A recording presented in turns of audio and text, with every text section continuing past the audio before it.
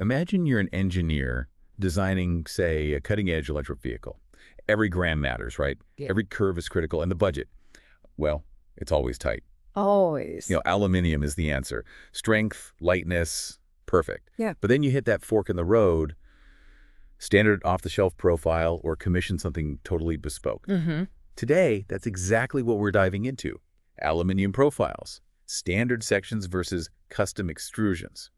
And it's more than just technical specs, isn't it? It's strategic. Absolutely. It impacts performance, cost, everything. Okay, let's unpack this. But first, maybe just a quick refresher. What is aluminium extrusion at its core? Sure.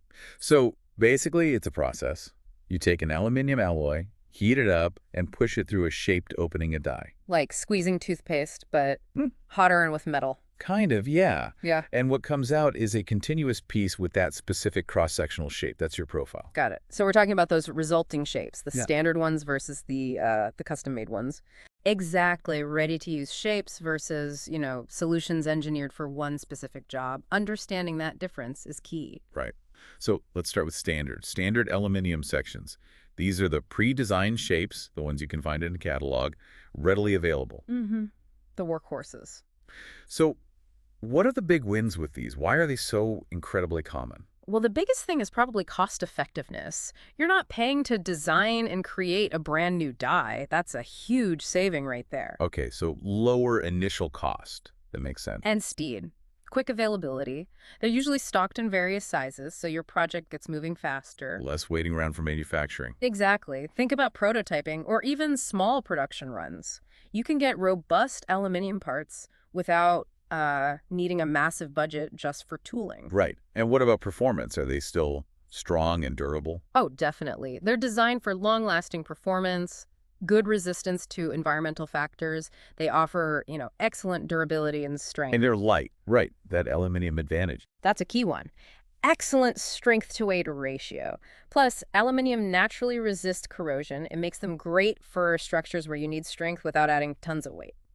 So cost, speed, performance. Mm-hmm.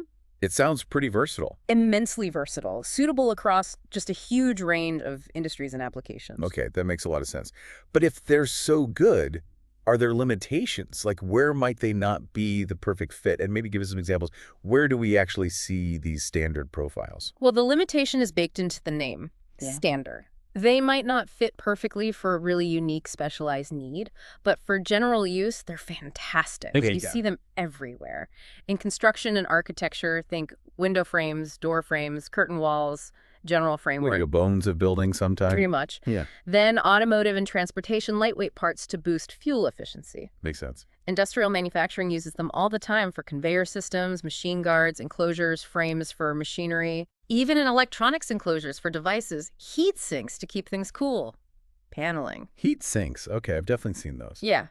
And even closer to home, modular furniture, partitions, shelving systems, they're often using standard aluminum profiles. They're kind of the unsung heroes. Literally all around us, hiding in plain sight. Hmm. Okay, so we've established standard profiles are incredibly useful, versatile, cost-effective. Mm-hmm. But that raises the question.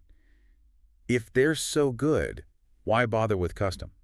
Why take on potentially higher costs and longer lead times? Where does custom really shine? That's where it gets really interesting. Custom aluminum profiles. This is where you go when standard just isn't quite right. Okay. They're uniquely designed, engineered precisely for a specific application's needs. You get much greater flexibility, tailored performance. It goes way beyond what standard can offer. So hyper-specific design. Exactly. You can design them to match exact specifications. That's incredibly powerful. What are the advantages that really justify going custom? Beyond just fitting perfectly, is it about pushing performance? Absolutely. That tailored design often means you can reduce material waste significantly because the profile does exactly what's needed, nothing more. Efficiency in materials. Right. And that leads to enhanced performance. You can design for superior strength where needed, achieve greater weight reduction, better corrosion resistance, things critical for really demanding applications. So you might use less material overall, even if the shape is complex. Potentially, yes. Or you can integrate multiple functions into one profile, reducing assembly steps later. Okay, and what about cost? You mentioned higher upfront tooling costs. True, the initial die cost is higher. But think long-term. Optimize material use, maybe simpler assembly.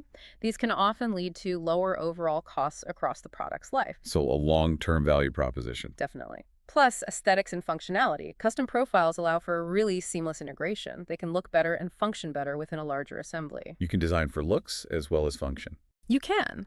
And, importantly, aluminum is fully recyclable. Whether standard or custom, it's a sustainable choice, which matters more and more. That's a great point. Hearing you talk about custom, it makes me think beyond just simple frames. Can you recall any really innovative uses, something that made you go, wow, you can do that with extrusion? Oh, absolutely. I remember working with a medical device company once. They needed this incredibly complex profile for a robotic surgical arm. Okay. It had like tiny internal channels for wiring, specific mounting points built right in, even a conduit for fluids, all in one single extruded piece. Wow, all integrated. All integrated. Trying to make that from standard parts would have been a nightmare of assembly and potential failure points, but the custom extrusion, it was elegant, strong, and perfectly suited. Really pushed the boundaries. That's incredible. So for the listener, maybe someone designing something right now, when is that light bulb moment? When do you know standard won't cut it and you absolutely have to go custom? It's usually when your project's unique requirements just can't be met by off-the-shelf shapes. Like what specifically? Maybe you need a very particular, non-standard shape for it to fit seamlessly with other components. Or you need significantly enhanced load-bearing capacity in a specific area, more than a standard profile offers, without being way too bulky. Right, optimizing strength without just adding mass. Exactly. Or maybe you need to combine functions like we just talked about, wiring channels, heat dissipation fins, mounting features all in one. Okay. Think industries like aerospace, high-end automotive, complex medical devices. They often lean heavily on custom extrusions. Precision, durability, efficiency. Sometimes only custom delivers that exact combination. So it's when the demands get really specific and high performance. Precisely. When good enough isn't good enough. Okay, so we've explored both sides. Yeah. Standard, available, cost-effective, versatile. Custom, tailored, high performance, potentially more efficient long-term. Powerful contenders. Now, for someone facing this choice, how do they actually decide? Let's break down the comparison points. What are the big differences they need to weigh? Well, fundamentally, like we said, standard profiles are pre-designed, ready to go, great for general use. Custom profiles are made to order for specific needs, offering much more design freedom. It's that trade-off again. Broad applicability versus bespoke solution. Exactly. It connects to the bigger picture of balancing those two needs. So let's get into the nitty-gritty comparison factors. Yeah. What should people really focus on when comparing them side by side? Okay, first, cost. Standard is generally cheaper upfront. Mass production, existing dies.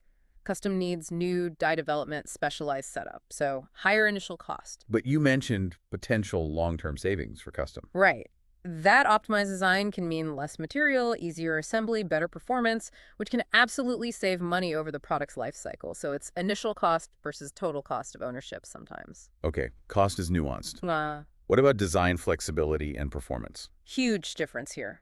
Custom offers far greater design freedom. Complex shapes, integrated features, optimizing strength exactly where needed, lightweighting, much more possible. Whereas standard? Standard sections are versatile, yes, but if you need something very specific, you might end up having to machine them or add other parts, which adds cost and complexity anyway. Right. Modifying standard might defeat the purpose sometimes.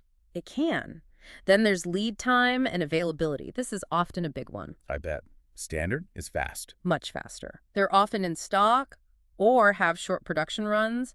Ideal if you need parts quickly. And custom takes longer. Significantly longer. You've got the design phase, then die creation, testing, then the actual production run. It takes time. So you need to plan for that longer lead time if you go custom. Absolutely. But often those tailored performance advantages you get from custom justify that wait, especially for specialized high-value applications. Okay, that's a clear breakdown. So if you were guiding someone through this decision for their project, what core factors, what questions should they really be asking themselves? Number one, application requirements. What does this part absolutely need to do? Are those needs fairly general, or are they complex, unique, demanding? That's your first filter. Standard for general, custom for complex. Makes sense. What's next? Cost efficiency. Look beyond just the upfront price. Weigh the initial cost lower for standard against that potential long-term value from custom optimization, efficiency, maybe fewer assembly parts. Okay, think total life cycle cost. Exactly. Then, production lead time. How quickly do you need these parts? Is speed critical? Then standard has the edge. Or can the project accommodate the longer timeline needed for a custom solution? Be realistic about your schedule. Crucial. Then, material strength and durability. Both standard and custom offer good strength, but custom lets you really dial it in. You can use specialized alloys, design reinforcements precisely where needed for specific performance demands that standard might not meet as efficiently. More control with custom. Much more. And finally, design flexibility. Do predefined shapes and sizes work fine? Or are unique shapes, integrated features, or a specific aesthetic absolutely essential for the product to succeed? Functionality and form. Both can drive the need for custom. So putting it all together, how does someone distill this into a clear decision? When is it definitely standard, and when is it definitely custom? Okay, rule of thumb. If your application uses common shapes, angles, tubes, channels, basic frames, and general performance is fine, standard profiles are almost always the best bet. Cost-effective, readily available. The go-to for many things. Absolutely. But if you need very precise dimensions, unique cross-sections, integrated functions, maybe enhanced load-bearing in specific ways, or a look that standard can't provide, custom is the way to go. When precision and uniqueness are paramount. Exactly. Think automotive, aerospace, medical. Again, they often choose custom for that precise engineering.